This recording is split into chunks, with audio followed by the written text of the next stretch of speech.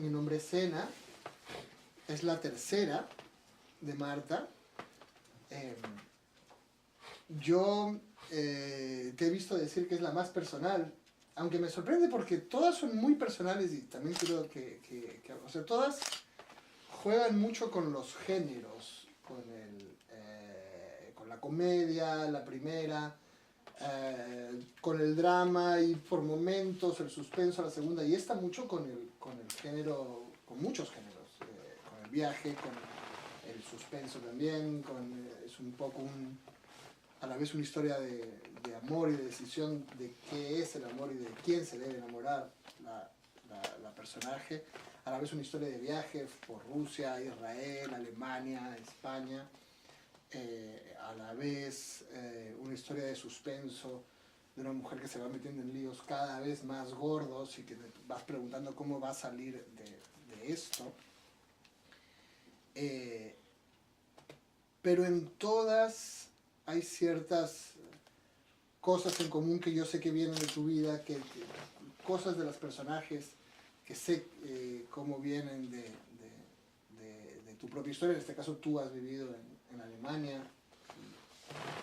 y la personaje tiene mucho que ver con cosas que tú me has contado además de Alemania. A mí me cautiva mucho cómo esta novela puede hacerte viajar manteniéndote en una trama en la que quieres saber qué va a ocurrir, pero a la vez hablar de un tema que me parece fascinante y que a mí también como escritor me inquieta mucho, que es cómo el amor te define, cómo tú decides quién eres según de quién te enamoras. Hay una parte en cuando tú escoges una pareja, también escoges quién quieres ser. Y puedes encontrarte, y creo que todos nos hemos encontrado en momentos de historias amorosas preguntándonos ¿por qué me he enamorado de esta persona? Un poco porque nos estamos preguntando, pero este soy yo soy el que se enamora de esta pareja, yo soy el que debería estar con esta persona, esta es la vida que quiero, la vida que yo voy a tener con esta persona es la vida que me he planteado para siempre. Y eso es un poco lo que le pasa a Sena, y eso es un poco el eje de esta historia. Es una mujer metida en una relación, hay un triángulo amoroso, hay otra persona que aparece, Yuri, la relación que tiene Sena con Franz es además muy representativa de cosas que siempre hemos pensado. Que es su marido. Sí, es el marido perfecto y por eso se aburre.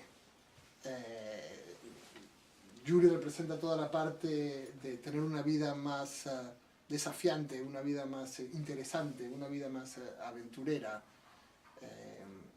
Pero a la vez cada uno de ellos no es solamente un personaje, sino es un país y una historia. Cada uno lleva a estas historias de amor también el que tiene detrás. Sena es española de pueblo además, y de eso te voy a preguntar también,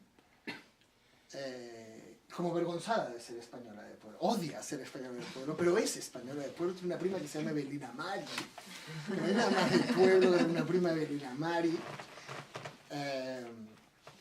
y siente esta especie de amor y odio en sus llamadas a la familia, porque siente que no quiere ser eso, pero eso es lo que es. Franz es el único que parece sentirse cómodo con quién es y con su familia alemana y con su vida alemana.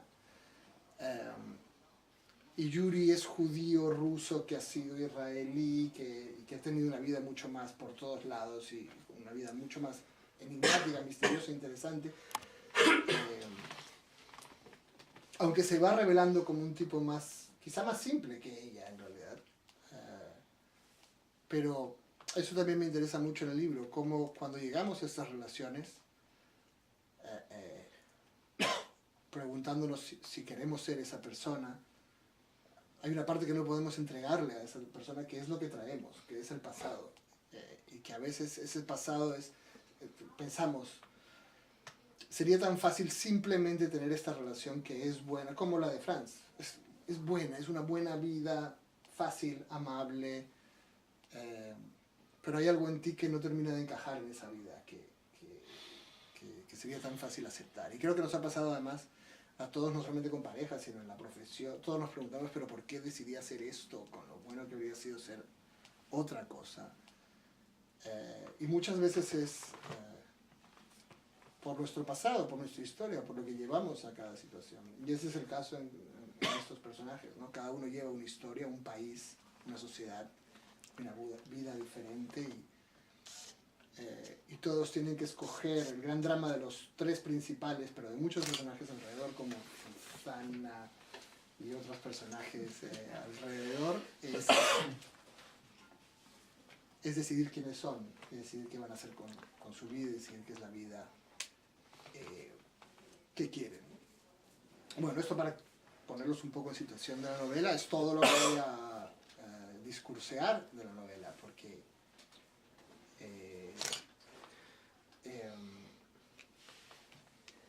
ya quiero empezar a hacerte preguntas y la primera es, conociéndote personalmente y habiendo leído las tres, es que hay algo común en las tres, yo creo, que es la chica que ha alcanzado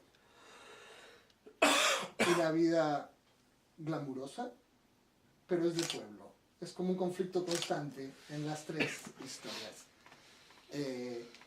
Las tres, los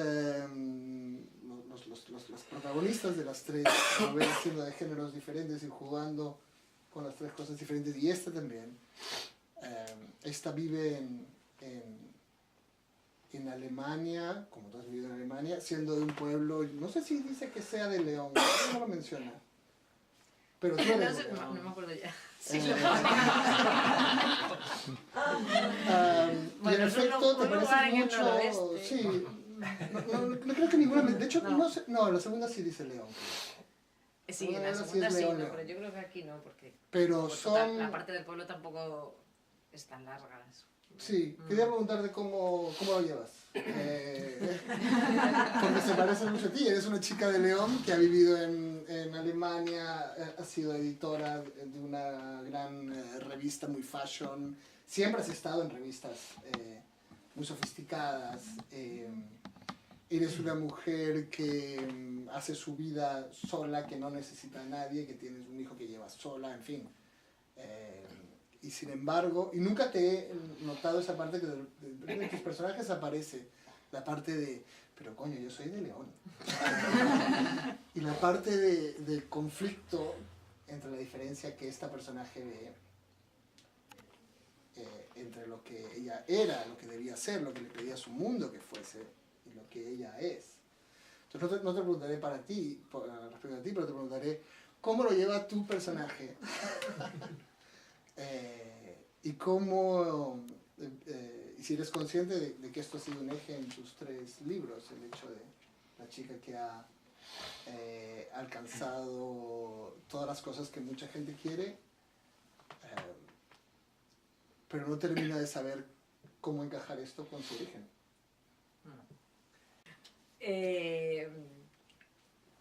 Bueno, sí, yo creo que es cierto que es como en las tres novelas hay un personaje, lo que pasa que no es el mismo personaje, va evolucionando, son distintas etapas, pero sí detrás, pero es verdad que sí detrás hay esa, bueno, ese sentimiento de venir de un sitio muy primitivo, ¿no? De un lugar muy primitivo y encontrarse en un sitio muy sofisticado y entonces sentirse una impostora, ¿no? O sea, como sentirse un poco, en realidad esa persona que está ahí no soy yo, porque yo vengo de otro lugar. Pero no es, ella se puede sentir impostora, pero no es una impostora.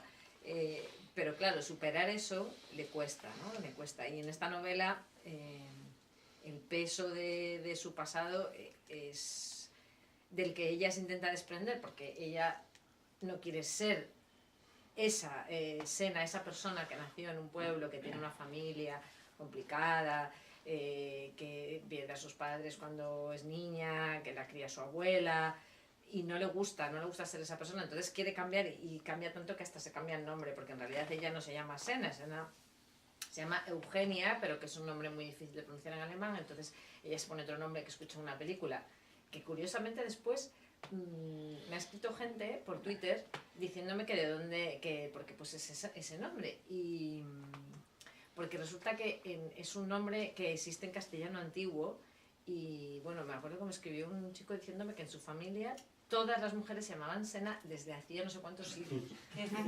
Sí, me llamó mucho la atención. Y yo lo puse porque lo escuché en una película greco-chipriota, que la protagonista era libanesa y medio española, y no sabía muy bien de dónde venía. Pero luego he visto, aparte, en León hay un pueblo que se llama Sena de Luna, en Aragón también otro pueblo que se llama Sena de no sé qué. Y es verdad que es una persona que no está a gusto con su identidad, entonces intenta cambiársela, intenta ser, está en Alemania, se ha casado con un alemán de clase alta y quiere ser la más alemana, habla alemán perfectamente, vestirse como allí, pero eso tampoco encaja en ese modelo. Entonces es la historia de alguien que en realidad se está como construyendo a sí misma, ¿no? Primero se niega y luego poco a poco va descubriendo de dónde viene y lo que quiere, porque bueno, pues está está casada con un alemán y no... Tú decías antes de quién nos enamoramos. Lo que pasa que yo me duda es si ella en realidad se llegó a enamorar de esa persona.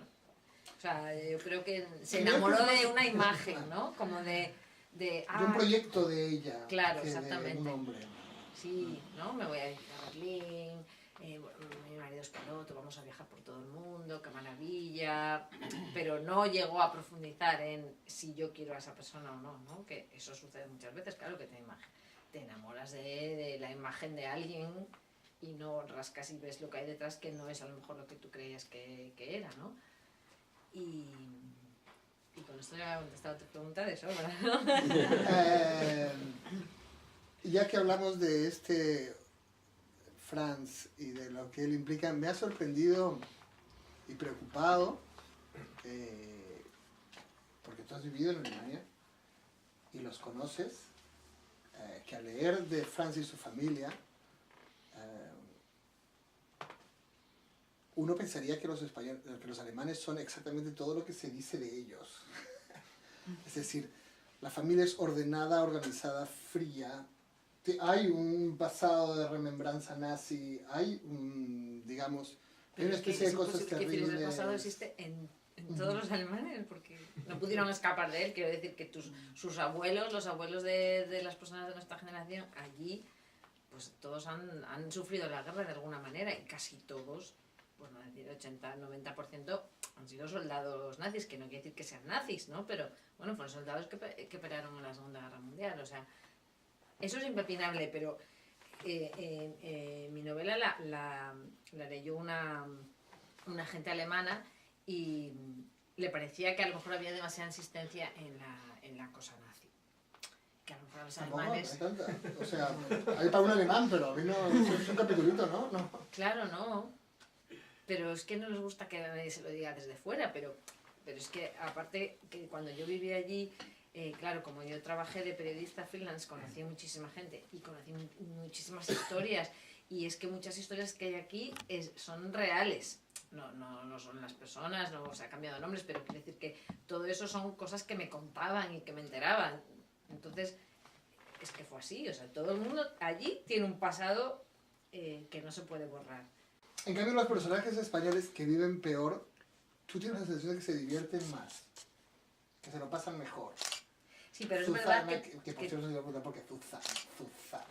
¿Por qué se llama Zuzana? No, le has llamado de otro nombre, pero en mi editorial decís, es un nombre checo impronunciable, pon un nombre más parecido al español. Bueno, no sé.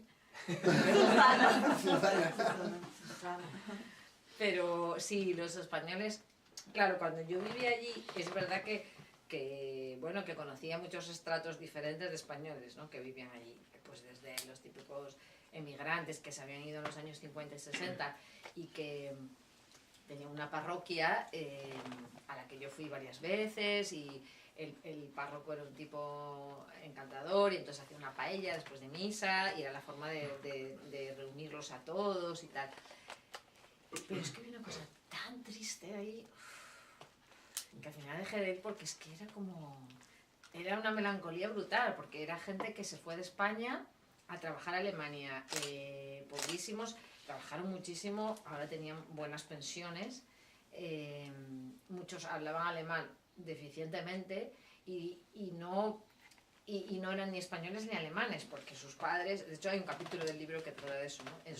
Sus hijos vivían allí, entonces si ellos volvían a España se sentían absolutamente desgajados, porque vendrían de algún pueblo, de Galicia, de Asturias, entonces ¿qué hacían en el pueblo cuando sus hijos vivían en Alemania?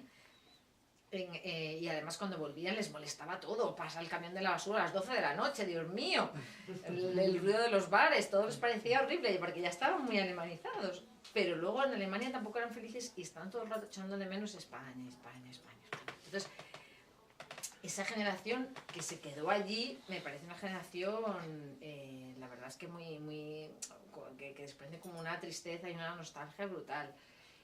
Y después está toda esa generación que fuimos más tarde, cuando yo fui todavía no era el boom, porque yo estoy hablando del año 98, 99, 2000, que ha habido después, ¿no? Pero bueno, que es verdad que ya llegábamos, algunos chapurreando alemán y pues ya gente que había estudiado. Pero aún así, claro, todo lo que encontrabas eran trabajos basura, ¿no? Entonces, pues eran pues camareros, dependientes en tiendas, etc. Y entonces había como un submundo ahí de gente viviendo con 4 duros, aprovechándose de los subsidios, de aquí, de allá. Y bueno, pues que tenían esa picaresca de hacer plantaciones de marihuana en su piso para sacarse un extra, está vendiendo bicicletas robadas o no sé, ¿no? O sea, había un sustrato ahí. Y soportando a jefas como la de tu personaje. Y soportando a jefas insoportables. Esa jefa horrible. Sí, no, es que... Bueno, pues eso pasa ahora también, vamos,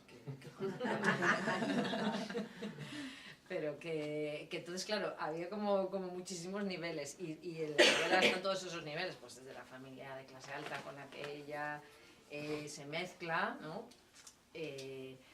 Hasta, bueno, pues los españoles así medio kinkis, otros no eran kinkis, pero bueno, que estaban ahí como viviendo de aquí y de allá, en las casas de ocupas, porque aparte, claro, como Berlín es una ciudad que era tan barata y había tantos pisos vacíos, era, vamos, que tenías un piso de 100 metros cuadrados para ti, eso sí, sin calefacción.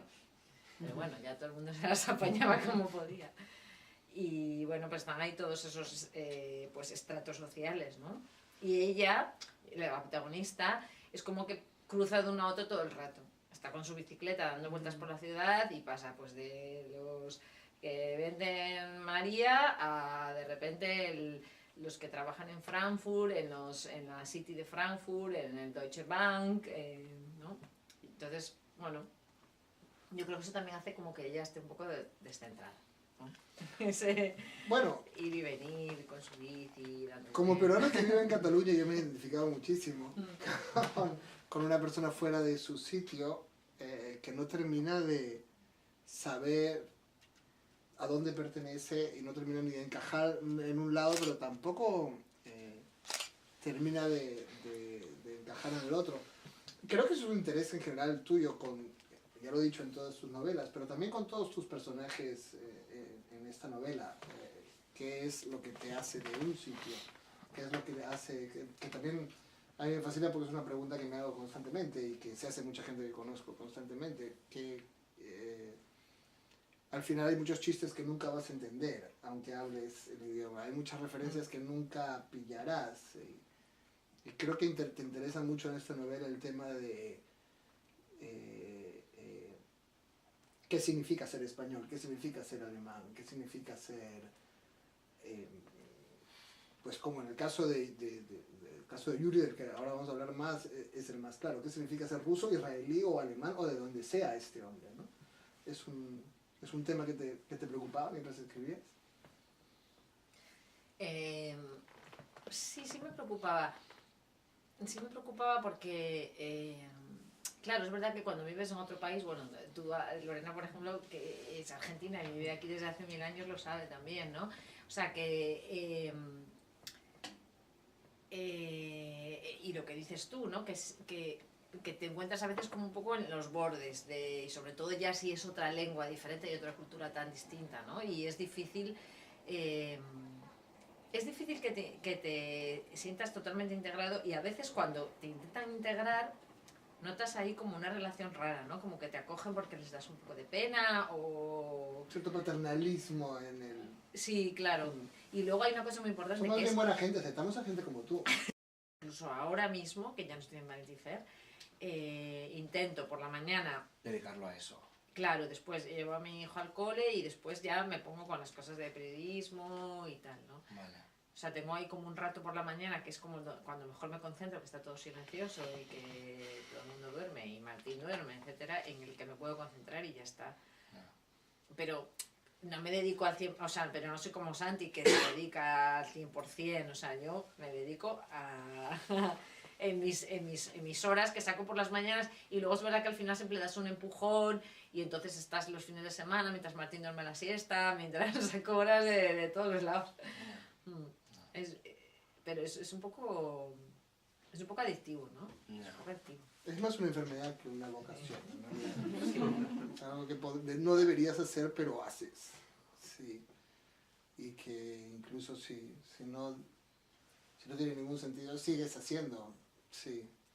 Sí, y tienes esa pregunta, mira, el otro día que le hice una entrevista a Chema Amado, le preguntaban cómo tenía esas ideas para hacer esas fotos que hace tan surrealistas, ¿no? De un tenedor que de repente la sombra es una cuchara o al revés o tal.